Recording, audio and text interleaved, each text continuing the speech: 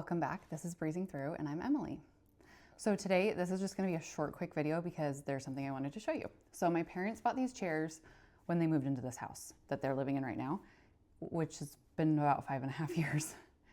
And my mom got them to go at the ends of her table because she has benches on the long sides, but they're kind of short.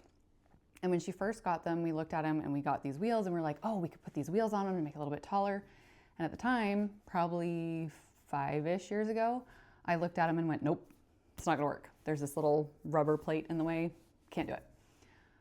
Well, we revisited that this week. And it turns out that little rubber plate is just nailed on and it could be popped right off. I could put the wheel cast,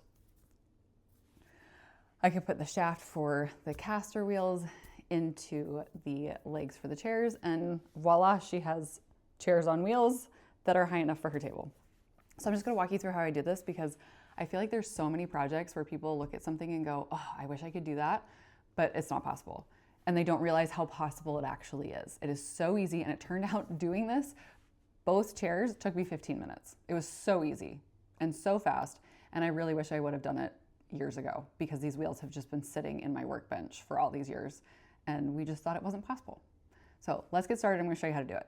This is the chair in question. It's probably 2 or 3 inches too short for my parents' table, and we've just been living with it. It hasn't been that big of a deal. But I ended up flipping it over and re-looking at the legs. And as you can see, even as I'm twisting the legs off, you can see that kind of like rubber plate that covers, I'd say about 2/3 the bottom of each foot. And as I said, when I originally looked at these, I saw those and went, oh, nope, I can't do anything about that. I can't drill into those. Well, I'm a lot more curious and more willing to explore things 4 or 5 years later now. So I took all the legs off and I looked at this cover and realized that it was a cover for something and that it could be pried off. So I used actually my upholstery stapler remover, and you can see that it comes up. It's just this little bit of like rubbery plastic that has a nail in it, and there's nothing else in each foot. So I just continued to take all of them out. There are 8 feet because there are 2 chairs. And if you don't have something like an upholstery stapler remover, you could use like a flathead screwdriver. That would get them off too. I did try a pair of pliers. Needle nose pliers would be the best for this,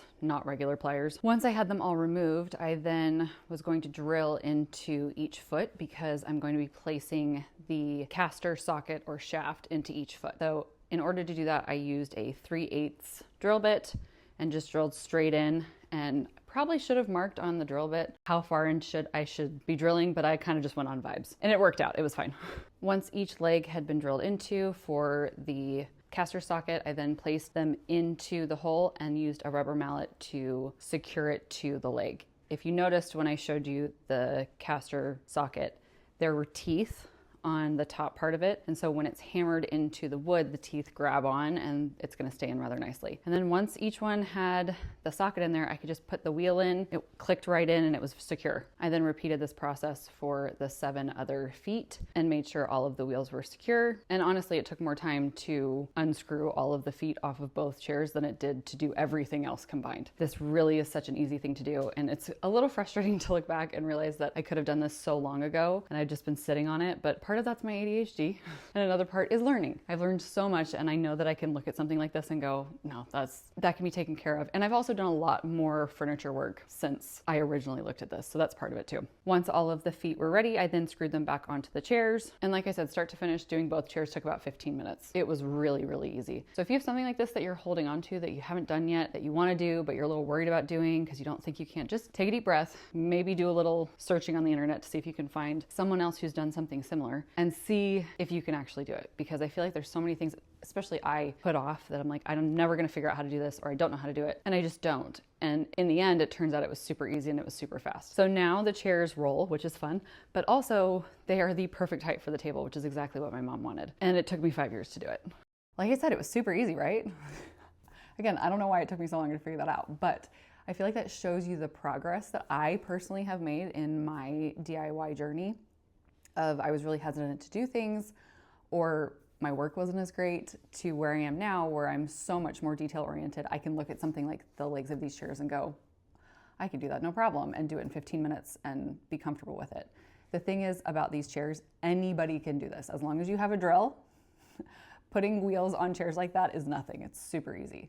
So hopefully this helps you if you're looking into doing something like that, or it gives you encouragement to do another project that's similar, or that you've been putting off, be sure to like and subscribe if you liked this video so you can see more videos like this in your feed, and I will see you next time. Thanks for watching.